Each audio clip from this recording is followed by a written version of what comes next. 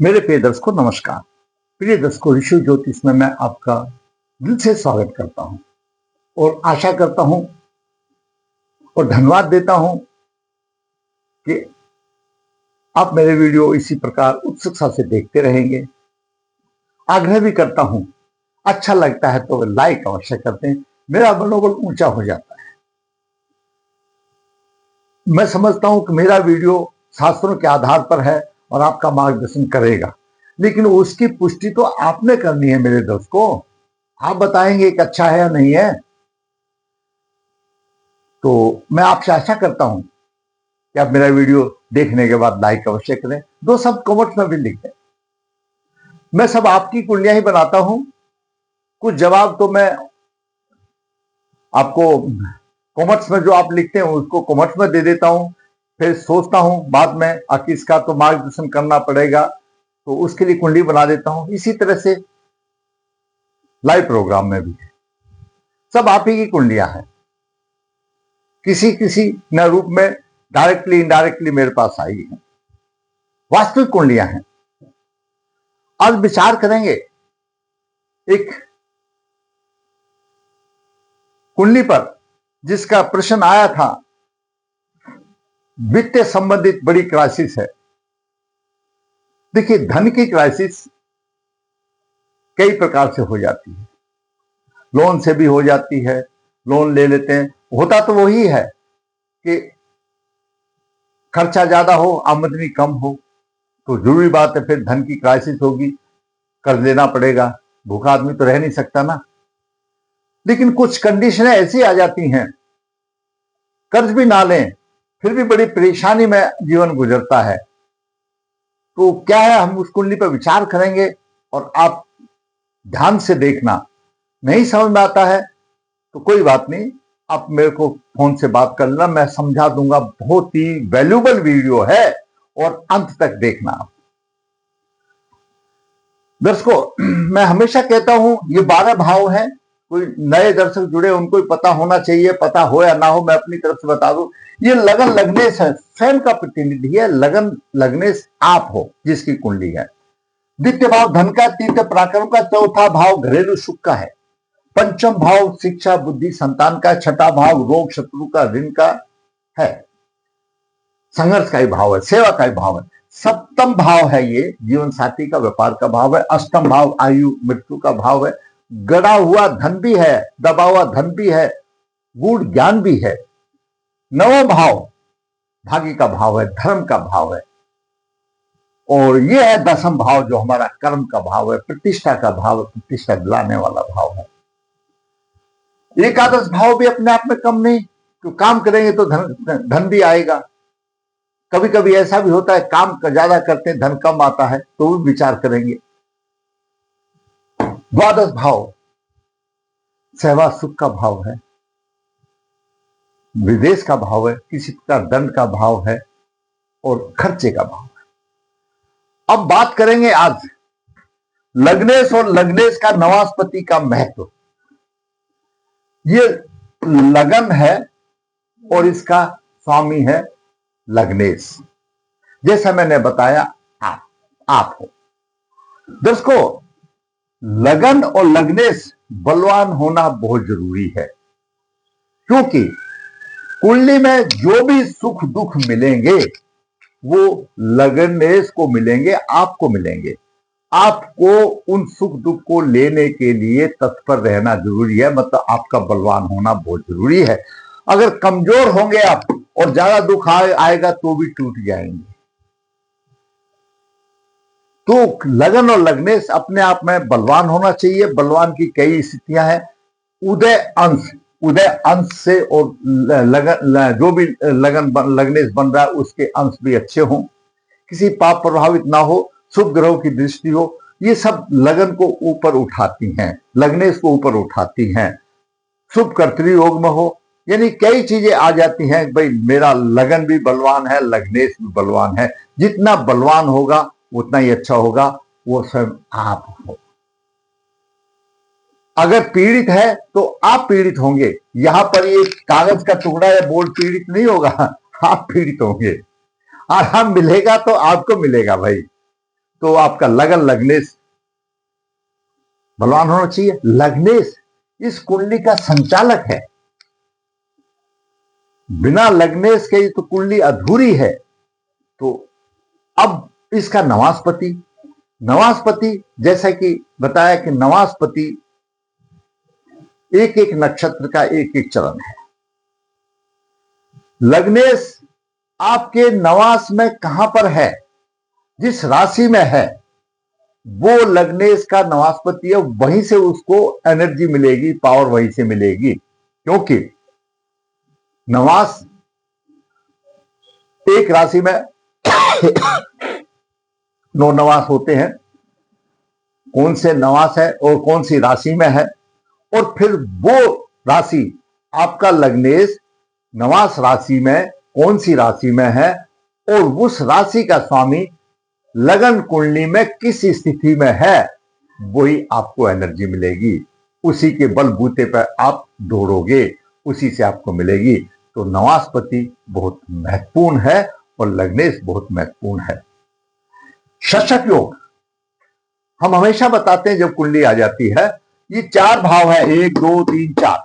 इन 4 भावों में शनि अपनी राशि में हो, उच्च राशि में हो, तो शशक महापुरुष योग बनता है। पंच महापुरुष योग बनते हैं ऐसे। शनि से शशक बनता है, गुरु से हंस महापुरुष योग बनता है, मंगल से रोचक बनता है, बुध से भद्र महापुरुष योग बनता है, और शुक्र से मालव योग बनता है। ये पंच महापुरुष योग ऐसे हैं, ये धन सम्मान सबके सूचक है, विशिष्ट प्रदान करते हैं। सारांश में उतना ही कहना काफी है, लंबा करो तो कितना भी हो जाए। तो शशक योग भी है। और कर्मेश आयस, कर्मेश मतलब कर्म भाव का स्वामी कर्मेश, और आमदनी के भाव का स्वामी, इन दोनों का महत्व है। अगर ये दोनों इस शुभ स्थिति में हो तो काम भी अच्छा होगा और आमदनी भी अच्छी होगी।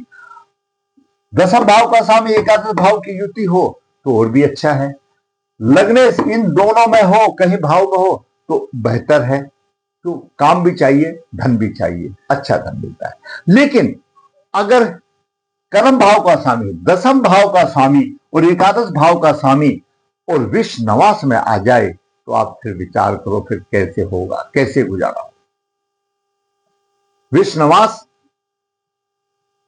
मतलब विष नवास में जो ग्रह आ जाता है वो हानि करता है। पुष्कर नवास में जो ग्रह आ जाता है उसको बलवंता मिल जाती है, का अपने कारक को बढ़ाता है, और अपनी जिस राशि का स्वामी उस राशि को सुदृढ़ करता है, उसके प्रति अच्छे फल देता है। साधारण बात है। पीड़ित हो, ये हो, वो एक अलग बात है। विष नवास में आ गया तो अपने कारक की हानि करेगा, और जहां बैठा है वहां भी हानि करेगा, और अपने भावों की भी हानि करेगा। विष नवास में आ गया तो। और कर्मेश कर्म भाव का स्वामी और एकादश भाव का स्वामी जब विष नवास में आ गया, तो आप थोड़ी सी देर के लिए सोचो कितनी दयनीय कंडीशन आ गई। आगे सरल विपरीत राजयोग। ये विपरीत राजयोग होते हैं, 6, 8, 12 भाव से जो बनते हैं, इधर आ जाते हैं। पीड़ित हो तो विपरीत राजयोग है, वो भी है। शास्त्र कहता है कि विपरीत परिस्थिति में आपकी मदद करता है, राजयोग माना जाता है। 5 नक्षत्र पावरफुल हैं। अगर उनमें किसी का जन्म होता है, कौन से नक्षत्र हैं? कृत्तिका, रोहिणी, पुष्य, धनिष्ठा और उत्तरभाद्रा। ये 5 नक्षत्र ऐसे हैं, अगर किसी जातक का जन्म नक्षत्र ये होता है तो वह चतुर होगा, विद्वान होगा, हर परिस्थिति में वो ढलने वाला होगा और कभी जीवन में हार नहीं मानते। तो ये सारे मुख्य बातें, इन पे हम जो कुंडली आई है उसमें देखेंगे। लग्नेश और लग्नेश के नवासपति का महत्व मैंने आपको बता दिया। कर्मेश और आयस विष नवास में वो मैंने आपको बता दिया क्या होगा क्या नहीं होगा। धन सम्मान की हानि। जातक का जन्म, जातक हो या जाति का हो, ये तो पता नहीं चलता, तो हम अपनी तरफ से जातक ही बोल देते हैं। लेकिन कोई शर्मा जी है या मैं लेडीज है या जेंट्स है, कुछ भी होने दो, 1 जुलाई 1991 कृष्ण पक्ष 5, धनिष्ठा चरण 4 सोमवार को हुआ, रात्रि 20:40 पर जन्म हुआ। जन्म के समय पर मकर लगन हुआ। मकर लगन की 6 डिग्री 59 है और शनि वहीं पर 11 डिग्री 33 मिनट लेकर के, द्वितीय भाव में चंद्रमा 4:53 डिग्री लेकर के, छठे भाव में सूर्य 15 डिग्री लेकर के, केतु 25 डिग्री लेकर के है, सप्तम भाव में बुध 1 डिग्री, गुरु 20 डिग्री और शुक्र 29 डिग्री और मंगल 27 डिग्री लेकर के विद्वान है। गुरु उच्च राशि में और मंगल नीच राशि में है। द्वादश भाव में राहु 25 डिग्री लेकर 40 मिनट लेकर के विराजमान। ये ग्रहों की स्थिति है। नवास कुंडली में जाए तो शनि नीच का हो जाता है नवास में, शुक्र उच्च राशि का हो जाता है, गुरु भी नीच का हो जाता है, चंद्रमा भी नीच का हो जाता है। तो 3 ग्रह तो यहां पर नवास में नीच के ही हो गए। पहले शनि को ही देख लेते हैं, शनि देव को। हम तो क्या देखेंगे, उसका प्रभाव देख ले। देखने वाले तो शनि देव है, खुद भाई डंडा मारने वाले हैं, लेकिन एक ज्योतिष की भाषा है कि उसका प्रभाव देख लेते हैं। मकर राशि में जिसका जन्म होता है वह शनिदेव की राशि है।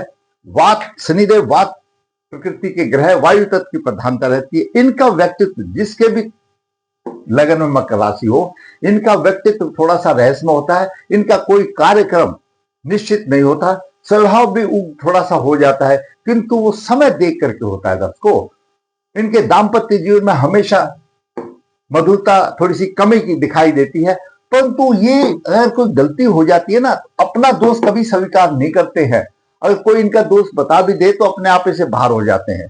हाँ, लेकिन स्पष्ट कहने वाले हैं और थोड़ा सा अड़ियल भी स्वभाव होता है। अड़ियल कैसे? जिस बात को वो सोच लेंगे ना, मैंने तो ये काम करना है, तो उसमें कितना भी हानि उठाओ उसको करके रहेंगे और कितना भी नुकसान हो। ये इनका राशि का प्रभाव है। अब राशि के स्वामी शनि लगन में है। हम हमेशा बताते हैं लग्नेश लगन में हो तो एक अच्छा राजयोग होता है, इसमें कोई दो राय नहीं है। अच्छा राजयोग होता है, ये भी एक राजयोग है, निरोग होता है, सब प्रकार को भोगता है लग्नेश लगन में हो। अब शनि देव के लिए भी ऐसा ही है, एक अच्छा राजयोग है, इसमें कोई दो राय नहीं। लेकिन आपकी कुंडली में शनि देव यहां पर किसी भी राशि का बैठा हो, कोई भी राशि हो, चाहे नीच राशि हो, उच्च राशि हो, कुछ भी राशि हो, तो शनि देव की दशम दृष्टि यहां पर दशम भाव पर आती है। ये भूल जाओ कि शनिदेव लग्नेश है, कोई भी हो। यहां पर अगर शनिदेव हो तो दशम दृष्टि दशम भाव को देखता है और परिश्रम अधिक कराता है, बहुत परिश्रम कराता है। इतना परिश्रम कराता है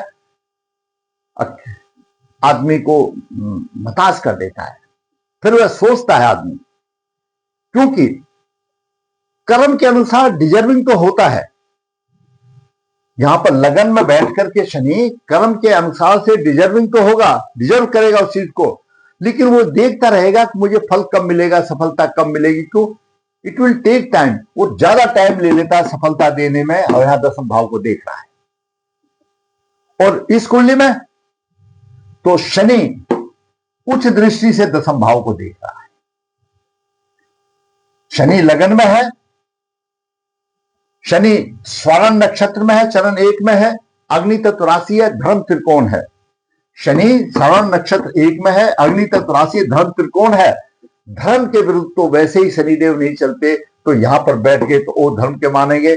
और चंद्रमा के नक्षत्र में चंद्रमा द्वितीय भाव में है, तो शशक योग लगन कुंडली में पूर्ण रूप से बन रहा है, फल दे रहा है। अभी मैं इतना ही कहूंगा कि यहां पर शनिदेव तीसरी दृष्टि से पराक्रम की बात करते हैं, सप्तम दृष्टि से यहां पर सप्तम भाव को देख रहे हैं, दशम दृष्टि यहां पर देख रहे हैं, अच्छे व्यवसाय देगा।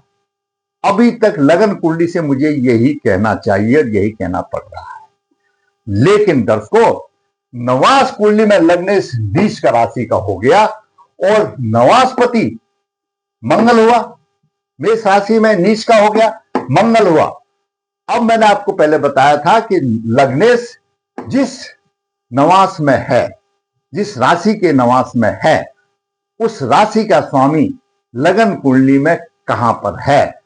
तो शनिदेव, लगन के स्वामी शनिदेव नीच राशि में हो गए, मंगल की नीच राशि में आ गए, और मंगल यहां स्वयं नीच राशि में है और मंगल विश्व नवास में है।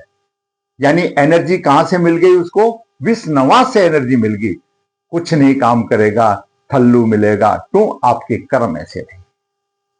शनि देव ने भी मुंह मोड़ लिया यहां पर शशक योग बनाते हुए भी, क्योंकि उसको जो नवास से एनर्जी मिल रही है वो मंगल देव दे रहे हैं। मंगल नीच राशि में हो गया और विष नवास में आ गया, परेशानी आ गई।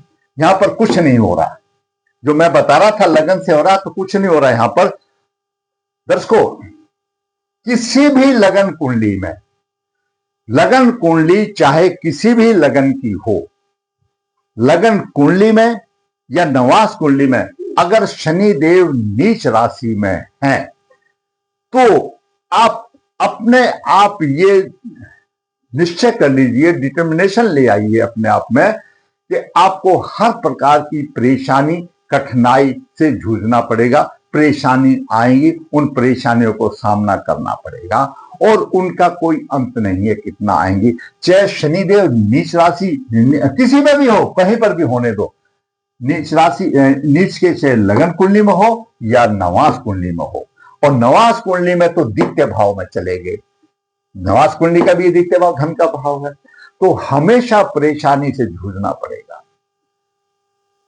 हर प्रकार की समस्याएं आएंगी जिनका कि कोई अंत नहीं होगा, लेकिन धीरज नहीं तोड़ना। मैं आपको उपाय साथ साथ ऐसा बता देता हूं, वो उपाय कर लेना और फिर आप फोन करना। फोन नहीं करते आप लोग करने के बाद में, तो आपको फायदा मिलेगा क्या? क्यों शनिदेव नीच के हुए? पूर्व जन्म के कर्मों के कारण। पूर्व जन्म के हमारे कर्म ऐसे थे और शनिदेव ने अपना नीचत्व दिखा दिया। और शनिदेव न्याय के दर, आप नारायण बलि श्राद्ध कीजिए, विधिवत सिद्ध जगह पर कीजिए, जो सिद्ध जगह है वहां पर नारायण बलि श्राद्ध कीजिए। नारायण बलि श्राद्ध करने के बाद आप शनि देव के उपाय हमेशा करते रहिए। साधारण उपाय कीजिए, श्रद्धा से कीजिए, कोई बात नहीं। जैसे हर शनिवार को पीपल को जल दे देने का। आप लगन के आधार पर शनि देव का रत्न गले में भी धारण कर सकते हैं, लेकिन अकेले रत्न से नहीं होगा, क्यों? यहां पर नीच के जाकर के आ गए। आपको उसके उपाय हमेशा करते रहना चाहिए और उसके साथ में अपनी कुल देवी या माता दुर्गा या जिसके मानता कमाता काली की जो भी है, आपकी किसी भी कुल देवी माता दुर्गा, उसके आराधना करते रहिए। आपको फायदा मिलता रहेगा। जैसे जैसे करोगे शनिदेव फायदा दे देंगे। लेकिन ये बात तय है, आपको हर एक काम में बाधाएं आएंगी। और यहां पर देखिए नवास के धन भाव में आ गया, परेशानी आएंगी। दर्शकों, कुंडली में अगर शुक्र लक्ष्मी के देवता है, शुक्र हमेशा मैं बताता हूं, शुक्र देवी है, लक्ष्मी है, बहन है, बेटी है, माता है। शुक्र का संबंध द्वितीय भाव के स्वामी से हो जाए या आमदनी के भाव के स्वामी से हो जाए तो विवाह के बाद धन के दरवाजे खुल जाते हैं। और कुबेर भंडारी जो है ना, धन के दरवाजे खोल देता है। ज्योतिष का योग है ये। शुक्र किसी भी लगन की कुंडली में होने दो, शुक्र की युति द्वितीय भाव के स्वामी के साथ में हो या आमदनी के भाव के साथ के स्वामी में हो, तो आमदनी के बाद धन के दरवाजे खुल जाएंगे। संबंधित कुंडली में शुक्र की युति मंगल के साथ है, मंगल एकादश भाव का स्वामी है। दर्शकों ध्यान से सुनिए, शुक्र की युति मंगल के साथ है, मंगल एकादश भाव का स्वामी है। लेकिन शुक्र भी और मंगल भी दोनों विष नवास में चले गए। विष नवास में चले गए तो विष नवास में जाने के बाद कहां से माता लक्ष्मी आई? ये परेशानी रही उनके। और शुक्र कर्म भाव का स्वामी भी है, शुक्र पंचम भाव का भी स्वामी है। ये परेशानी आ गई शुक्र और मंगल का विष नवास माने का, क्यों? शुक्र का कर्मेश है और मंगल आमदनी के भाव का स्वामी है। विष नवास में चले गए। पुष्कर नवास में कौन आया? केतु और बुध। अब केतु तो धन को खर्चा करने वाला है, तो धन को खूब खर्चा करेगा। और पंचम दृष्टि यहां पर भी देख रहा है केतु। केतु की पंचम दृष्टि यहां पर है, व्यवसाय पर है, यहां पर भी हानि करेगा। सप्तम दृष्टि यहां पर है, खर्चा अधिक करेगा। और धन भाव पर है, धन को भी खाली कर देगा। और कोई चोरी से, किसी से ठगे जाने से, गलत रास्ते से धन निकल जाएगा। क्योंकि केतु तो पुष्कर नवास में आ गया, केतु तो बलवान हो गया, केतु को बलवंता मिल गई और अशुभदाता है तो और अशुभता बढ़ेगा। बुध पुष्कर नवास में आ गया, बुध भाग्येश है और छठेश है, छठे भाव का स्वामी, भाग्य का इसको प्रबल साथ मिलेगा। छठे भाव का स्वामी है तो संघर्ष करने की उसको शक्ति भी मिलेगी। और बुध दूसरी तरफ से क्या है, बुध बुद्धि का कारक है, वाणी का कारक है। तो ऐसे जातक की वाणी भी अच्छी होगी, बुद्धि भी तेज होगी और भाग्य भी साथ देगा, तो बुध तो अपना ही काम करेगा। ये स्थिति रही। गुरु की महादशा चल रही है 26 तक अश्लेषा नक्षत्र में। लग्नेश का नवास्पति मंगल लगन कुंडली में नीच राशि में, मंगल अश्लेषा चरण 4 में है, मंगल अश्लेषा चरण 4 में है। दर्शकों बहुत ज्ञान की बात है, मंगल अश्लेषा चरण 4 में है, चरण 4 मोक्ष का है। और यहां शनिदेव वैराग के कारक हैं, कृष्ण और वैराग के कारक हैं, मोक्ष के भाव में चले गए। शनि चरण 4 अग्नि तत्व में धर्म के हिसाब से काम करने वाले, धार्मिक प्रवृत्ति से काम करने वाले मोक्ष के कॉलम में चले गए। इनको अब ये तसल्ली हो जाएगी कि भाई इस जीवन में कि हम आए हैं तो चले जाएंगे, जो मिलना था वो मिल गया, ये रहा आसान की बात है। आगे इनकी मोक्ष की तैयारी ऐसी समझो कि नवास्पति जो है अश्लेषा संचार मोक्ष के त्रिकोण में चला गया, ये अग्रसर हो रहे हैं, इनकी आत्मा बैकुंठ में चली जाएगी। ये जीवन पर के या एक आधा होगा, धीरे धीरे जाती, जैसे आप लोग सुना होगा भाई 84 लाख योनिया, वो योनिया। तो हम लोग सब कर्म भोग करके अगर हम अच्छे कर्म करेंगे तो बाद में हम बैकुंठ में चले जाएंगे। ये इन्होंने अच्छे कर्म करते आए हैं, तो इसमें इनकी लास्ट में यही बन जाएगी, कृष्ण और वैराग की तरफ इनका मोह हो जाएगा। ये स्थिति रही उनके धन के बारे में, ये रही सम्मान के बारे में।